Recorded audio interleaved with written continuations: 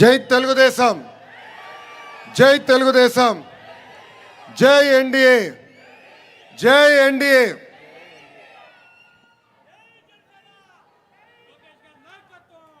EVM అయినా ballot అయినా గెలుపు కూటమిదే. 9 నెలల్లో అధికారంలోకి రావటమైనా 9 నెలల్లో సంక్షేమ అభివృద్ధి చేసి చూపించిన అది ఒక తెలుగుదేశం పార్టీ వల్లనే సాధ్యం. ఆనాడు 9 నెలల్లోనే తెలుగుదేశం పార్టీని అధికారంలోకి తీసుకొచ్చిన విశ్వవిఖ్యాత నట సార్వభౌమ స్వర్గీయ శ్రీ నందమూరి తారక రామారావు గారు 9 నెలల్లోనే రాష్ట్రానికి అభివృద్ధి సంక్షేమం ఏంటో చేసి చూపించిన పేదల నాయకుడు, మన ప్రీతమ నాయకుడు చంద్రబాబు నాయుడు గారు. వేదికమైనున్న పెద్దలందరికీ పేరు పేరున నా ఉదయపూర్వక నమస్కారాలు నేను తెలుపుకుంటున్నాను. ఈ విజయం ఒక చరిత్ర. పార్టీ ఆవిర్భావం తర్వాత మొదటిసారి 5 గ్రాడ్యుయేట్ ఎమ్మెల్సీలు గాను 5 గ్రాడ్యుయేట్ ఎమ్మెల్సీలు తెలుగుదేశం పార్టీ కైవసం చేసుకుంది. గౌరవ అధ్యక్షుల వారితో చర్చించినప్పుడు గెలుపు కాదు, భారీ మెజార్టీతో గెలిస్తేనే ఇది ఒక గెలుపు అని ఆనాడు చెప్తాం జరిగింది. ఈరోజు ఇక్కడి నుంచి నేను చెప్తున్నా, గుంటూరు కృష్ణ గ్రాడ్యుయేట్ ఎమ్మెల్సీగా 82,000 మెజార్టీతో గెలిచారు మన ఆలపాటి రాజేంద్ర ప్రసాద్ గారు. ఈస్ట్ వెస్ట్ గోదావరి గ్రాడ్యుయేట్ ఎమ్మెల్సీగా 77,500 ఓట్ల భారీ మెజార్టీతో గెలిచారు మన రాజశేఖర్ గారు. ఈరోజు నేను గర్వంగా చెప్తున్నా, కౌన్సిల్లో పులుల్లాగా మన ఎమ్మెల్సీలు పనిచేస్తున్నారు. ఇంకొక 2 నాయకులు ఈరోజు కౌన్సిల్కి రాబోతాం. నిజంగానే చాలా చాలా ఆనందంగా ఉంది. ఇంత విజయాన్ని అందించిన గ్రాడ్యుయేట్లకి, గెలుపు కోసం పనిచేసిన గౌరవ శాసనసభ్యులు, మంత్రివర్యులు, జోనల్ కోఆర్డినేటర్లు, ప్రత్యేకంగా నాకు ప్రాణ సమానమైన కార్యకర్తలకి పేరు పేరున నా ఉదయపూర్వక ధన్యవాదాలు తెలుపుకుంటున్నా. ప్రజలు కొట్టిన దెబ్బకి పులివెందుల ఎమ్మెల్యే ఇంకా కోలుకోలేదబ్బా. ఆయన కొత్త పేరు పెట్టిన వన్ డే ఎమ్మెల్యే. ఏంటది? ఒకరోజు ఎమ్మెల్యే. ఒకరోజు ఎమ్మెల్యే అసెంబ్లీకి కరెక్ట్గా ఒకరోజు వచ్చి వెళ్ళిపోతాడబ్బా. ప్రజలు ఆయనకి ప్రతిపక్ష హోదా ఇవ్వలేదని తెలిసినా అసెంబ్లీకి వచ్చి ఒక్కరోజు నాకు ప్రతిపక్ష హోదా ఇవ్వండి అని చెప్పి వెళ్ళిపోతాడు. ఎక్కడికి వెళ్తాడు? బెంగళూరుకి పారిపోతాడు. అందుకే ఆయన తెలుసు, గ్రాడ్యుయేట్ ఎమ్మెల్సీలో క్యాండిడేట్ పెడితే డిపాజిట్ రాదని. అందుకే క్యాండిడేట్ పెట్టే దమ్ము ధైర్యం లేకుండా ఈరోజు ఆ పార్టీ వెనక్కి వెళ్ళిపోయింది. 2023 ఎన్నికల్లో జరిగిన గ్రాడ్యుయేట్ ఎన్నికల్లో మనం విజయం ఎట్లా సాధించామో మీ అందరికి తెలిసిందే. అప్పుడు గ్రాడ్యుయేట్ ఎన్నికల్లో ఏకంగా ఒక గేమ్ చేంజర్గా మారింది. ఆ ఎన్నికలతో రాష్ట్ర రాజకీయ పరిస్థితులు కూడా మారిపోయినాయి. పార్టీ ఆవిర్భావం తర్వాత మొదటిసారి 8 నెలలు ముందుగానే క్యాండిడేట్లు మనం ప్రకటించుకున్నాం.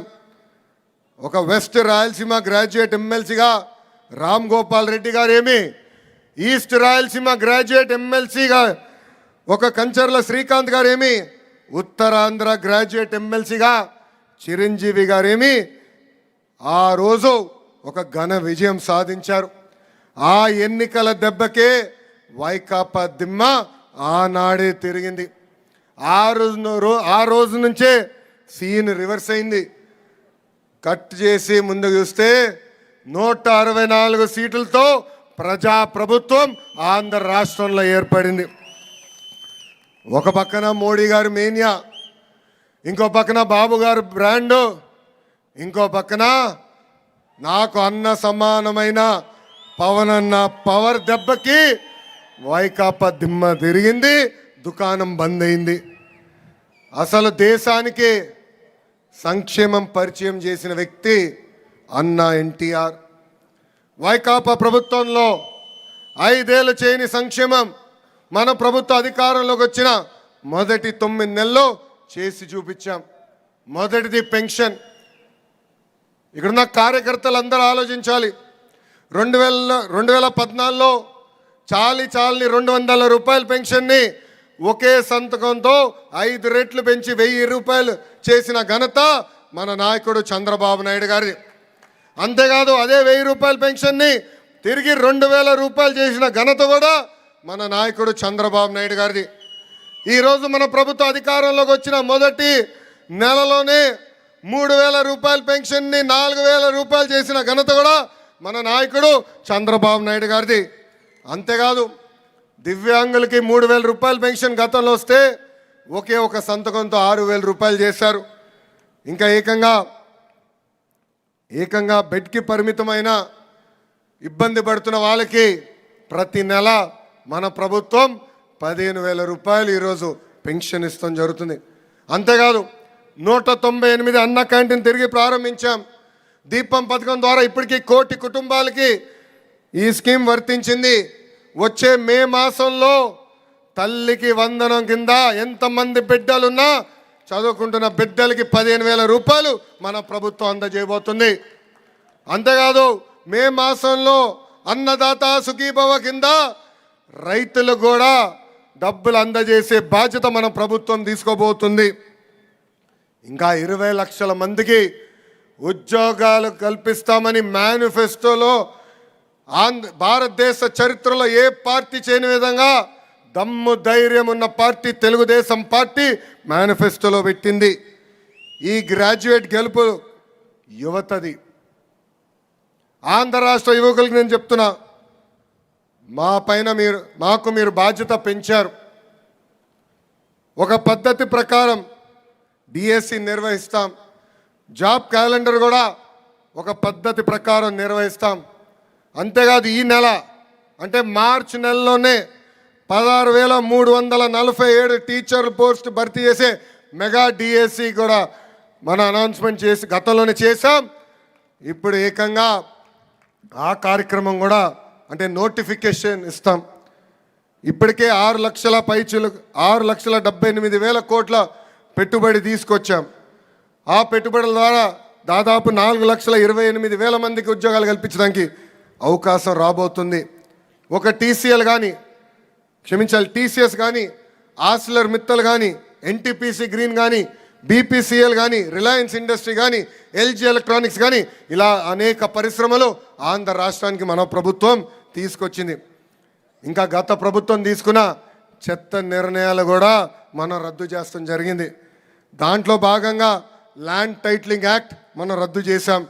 చెత్త పైన వేసే పన్ను కూడా మన ప్రభుత్వం రద్దు చేసింది. ఇంకా మత్స్యకారులకి ఉపాధి దెబ్బతీసే జియో 217 కూడా మన ప్రభుత్వం రద్దు చేసింది.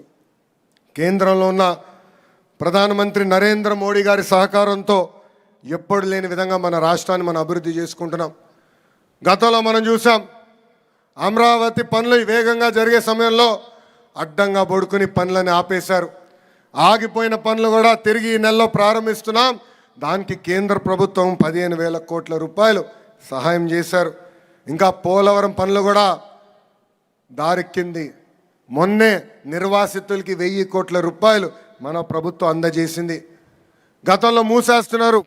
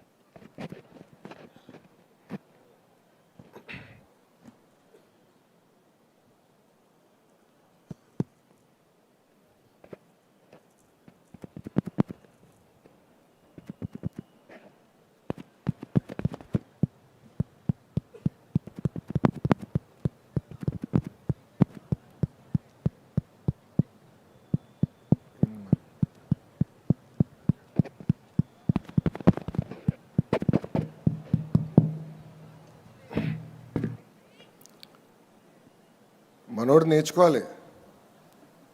ఎన్డీఏ ప్రభుత్వంలో జనరేటర్లు అవసరం లేదు స్వామి, 24 గంటలు కరెంట్ ఇస్తాం. జనరేటర్ కాకుండా డైరెక్ట్ ఈబీ కనెక్షన్కి ఇవ్వండి, సమస్యలు ఉండవు. గతంలో మూసేస్తున్నాం అని చెప్పారు విశాఖ స్టీల్ ప్లాంట్ని. కానీ ఎన్డీఏ ప్రభుత్వం ఏర్పడిన తర్వాత 13,000 కోట్ల రూపాయలు ఆ విశాఖ స్టీల్ ప్లాంట్కి ఇచ్చి ఏకంగా మన ప్రభుత్వం కాపాడింది. అంతేకాదు విశాఖ రైల్వే జోన్ కూడా మనం సాధించుకున్నాం. ఆఖరికి రోడ్డు పైన పడిన గుంటలు కూడా పూడ్చిన ఘనత మన ప్రభుత్వం ఉందని సభాముఖం మీ అందరికీ తెలుపుతున్నా. దేశంలోనే ఏ పార్టీకి లేని బలం మన పార్టీకి ఉంది. కార్యకర్తలే తెలుగుదేశం పార్టీ బలం, బలగం. మంచి చేస్తే గుండెల్లో పెట్టుకుని కాపాడుకుంటారు. అదే కానీ ఎవరన్నా చెడు చేస్తే చీల్చి చెండాడతారు. ఒక పద్ధతి ప్రకారం ఈరోజు మనం నామినేటెడ్ పోస్టులన్నీ భర్తీ చేసుకుంటున్నాం. గౌరవ జాతీయ అధ్యక్షుల వారు ఆదేశాల మేరకు ఈ నెలలోనే అన్ని పోస్టులు భర్తీ చేయాలని కూడా నిర్ణయం తీసుకుంటాం జరిగింది. అంతేకాదు భారతదేశ చరిత్రలో ఏ ప్రాంతీయ పార్టీకి జరిగిన విధంగా 1 కోటి సభ్యత్వాలు మనము సాధించుకున్నాం. ఏకంగా కార్యకర్తలకి ఈరోజు ప్రమాద బీమా కింద 5 లక్షల రూపాయలు కూడా మన పార్టీ సహాయం చేస్తుంది. నేను తెలుగుదేశం పార్టీ జాతీయ ప్రధాన కార్యదర్శి అయిన తర్వాత దాదాపు 130 కోట్ల రూపాయలు ఖర్చు పెట్టి కార్యకర్తల సంక్షేమం చేస్తాం జరిగింది. ఈరోజు నేను ఎక్కడికి వెళ్ళినా అందరూ నన్ను రెడ్ బుక్ గురించి అడుగుతున్నారు. అవునా కాదా? రెడ్ బుక్ గురించి అందరు నన్ను అడుగుతున్నారు. రెడ్ బుక్ దాని పని దాన్ని చేసుకుంటే వెళ్తుంది. గతంలో కూడా చెప్పా, చట్టాన్ని ఉల్లంఘించి కార్యకర్తల్ని ప్రజల్ని ఎవరైతే ఇబ్బంది పెట్టారో వాళ్ళని నేను ఎవరిని వదిలిపెట్టామని చెప్తాం జరిగింది. ఆ ప్రక్రియ ప్రారంభమైంది. అంతేగాని ఎవరినో వదిలిపెడతాం డౌట్ మనకొద్దని ఈ సభాముఖం తెలుపుకుంటూ ఈ విజయానికి సహకరించిన బీజేపీ కార్యకర్తలకి ఈ కార్యక్రమంలో అంటే ఎమ్మెల్సీ గ్రాడ్యుయేట్ ఎన్నికల్లో అహర్నిశలు నాతో కోఆర్డినేట్ చేస్తామే కాదు, గ్రామ స్థాయి నుంచి కలిసికట్టుగా వచ్చిన జన సైనికులకి నా హృదయపూర్వక ధన్యవాదాలు తెలుపుకుంటూ మీ అందరి దగ్గర నుంచి సెలవు తీసుకుంటున్నా. జోహార్ అన్న ఎన్టీఆర్, జోహార్ అన్న ఎన్టీఆర్. చంద్రబాబు నాయుడు గారి నాయకత్వం. జై హింద్, జై హింద్.